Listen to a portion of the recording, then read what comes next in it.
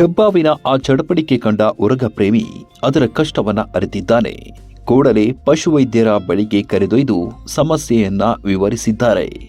ಇನ್ನೇನು ಹೆಬ್ಬಾವು ಬದುಕಿ ಉಳಿಯಬೇಕೆಂದ್ರೆ ಸರ್ಜರಿ ಮಾಡಬೇಕೆಂದು ವೈದ್ಯರು ಕಂಡುಕೊಂಡಿದ್ದಾರೆ. ಕೊನೆಗೂ ಆಪರೇಷನ್ ಸಕ್ಸಸ್ ಆಗಿದ್ದು ಪೈಥಾನ್ ಕೂಡ ಪ್ರಾಣಾಪಾಯದಿಂದ ಪಾರಾಗಿ ಮರಳಿ ಕಾಡಿಗೆ ಸೇರಿಕೊಂಡಿದೆ.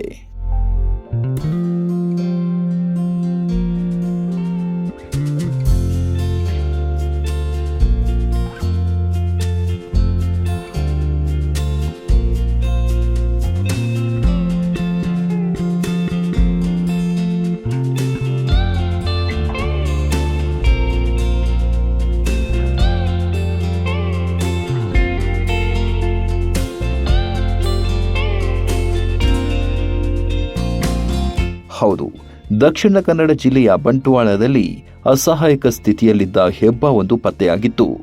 ಈ ಬಗ್ಗೆ ಮಾಹಿತಿಯನ್ನು ಪಡೆದಿದ್ದ ಬೆಳ್ತಂಗಡಿಯ ಉರಗ ಪ್ರೇಮಿ ಧೀರಜ್ ನಾವೂರು ಸ್ಥಳಕ್ಕೆ ತೆರಳಿ ಹೆಬ್ಬಾವನ್ನ ಮಂಗಳೂರಿನ ಲಿಟ್ಲ್ ಪಾವ್ಸ್ ಪಶು ವೈದ್ಯಕೀಯ ಚಿಕಿತ್ಸಾಲಯಕ್ಕೆ ಸಾಗಿಸಿದ್ದಾರೆ.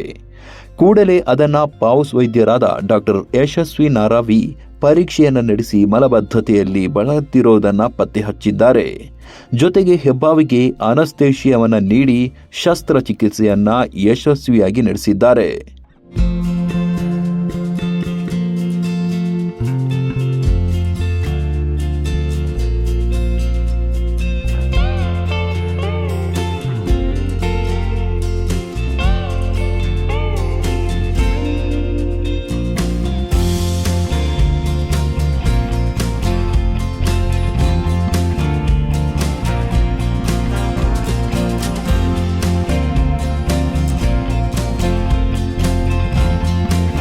ಇನ್ನು ಶಸ್ತ್ರಚಿಕಿತ್ಸೆಗೂ ಮುನ್ನ ಹೆಬ್ಬಾವಿನ ಅಲ್ಟ್ರಾಸೌಂಡ್ ಸ್ಕ್ಯಾನ್ ಕೂಡ ಮಾಡಲಾಗಿತ್ತು.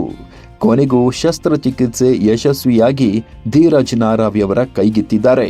ಯಾವುದೇ ಶುಲ್ಕವನ್ನ ಪಡೆಯದೆ ಲಿಟ್ಲ್ ಪಾವ್ಸ್ ಕೂಡ ಹೆಬ್ಬಾವಿನ ರಕ್ಷಣೆಯನ್ನ ಮಾಡಿತ್ತು. ಧೀರಜ್ ಅವರು ಮರಳಿ ಸಿಕ್ಕ ಜಾಗದಲ್ಲೇ ಹೆಬ್ಬಾವನ್ನ ಬಿಟ್ಟಿದ್ದು ಆರಾಮವಾಗಿ ಕಾಡು ಸೇರಿಕೊಂಡಿದೆ.